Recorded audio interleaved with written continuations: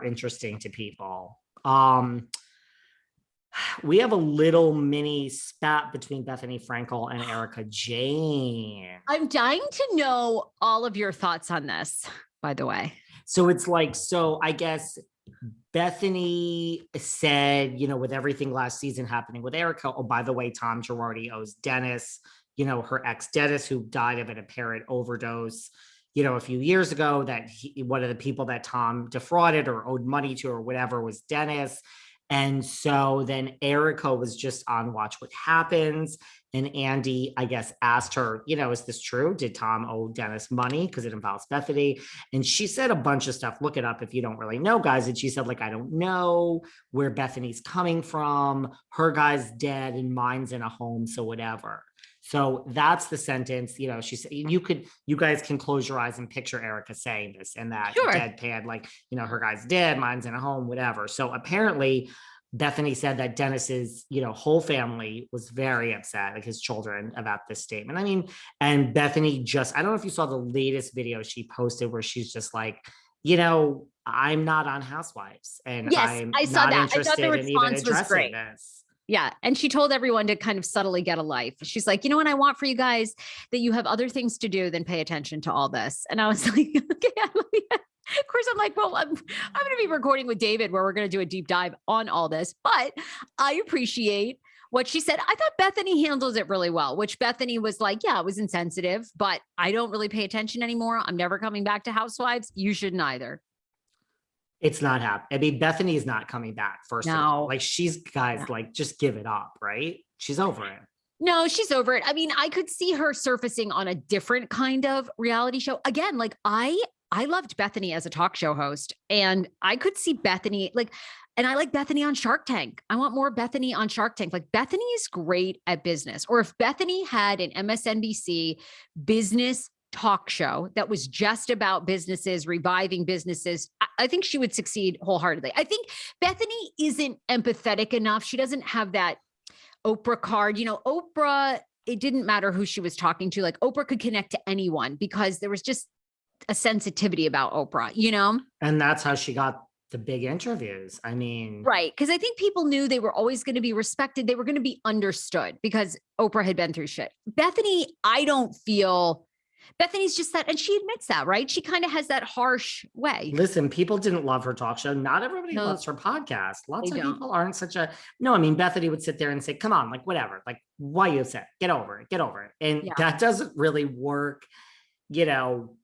It doesn't work, Bethenny. She says she knows everything. I don't think she does, but I do like that she stuck to her guns in this one. And, she's just not going to talk Housewives. She's not going to engage. What did you think of EJ? What did you think of that appearance though by EJ on Watch What Happens Live? What did you think of that? EJ is feisty, isn't she? Yeah. What did you think? She doesn't really care anymore about anything.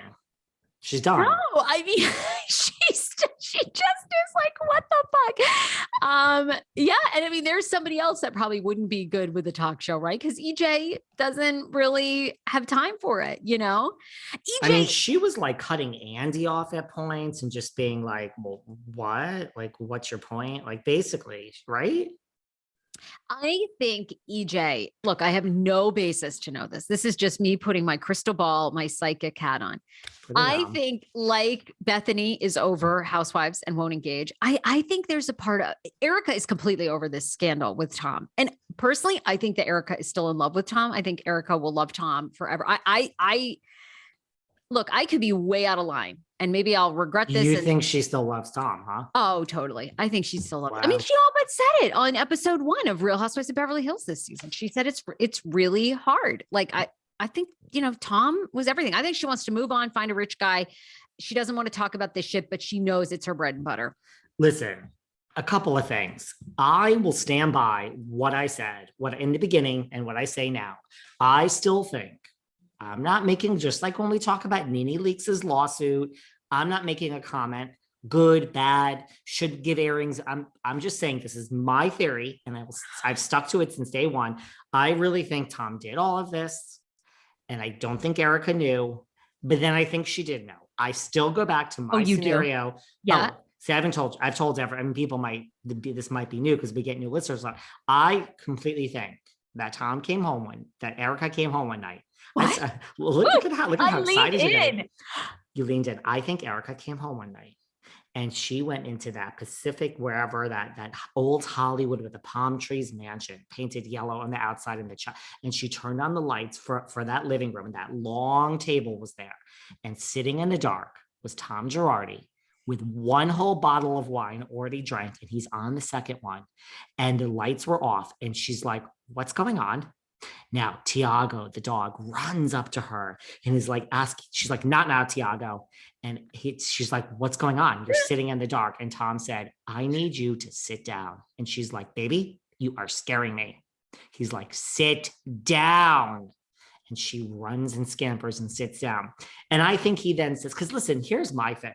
This really is my thing. When you do something bad, like as a lawyer that used to practice way back in the day, granted, I didn't practice criminal, but it's the thing is the mindset's the same. Like when someone is coming for you and the world is closing in, and then it goes away, like you're doing a bunch of bad things, like allegedly a Jen Shah or a Tom. When the world is closing in and it's time, the jail's coming, guys.